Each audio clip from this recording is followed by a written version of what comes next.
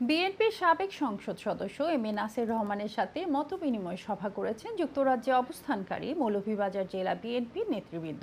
মঙ্গলবার সন্ধ্যায় লন্ডনের হোয়াইটচ্যাপেল একটি হলে এই সভা অনুষ্ঠিত হয়। সভাপতিত্ব করেন মৌলভীবাজার জেলা ছাত্রদলের প্রতিষ্ঠাকালীন আহ্বায়ক জসিমউদ্দিন চৌধুরী জেরসি। সভা যৌথভাবে পরিচালনা করেন সোলায়েল হিন্দ করিম চৌধুরী, শফিক আহমেদ এবং জলিল উদ্দিন চৌধুরী খোকন। সভায় স্বাগত বক্তব্য রাখেন শাহ সাইফুল আক্তার লিখন। সভায় অতিথি হিসেবে বক্তব্য রাখেন শায়েস্তা চৌধুরী কুদ্দুস, আবুল কালাম আজাদ, নুরুল ইসলাম সেলুন, শরীফুজ্জামান চৌধুরী তপন এবং মোস্তফা সালেহ লিটন।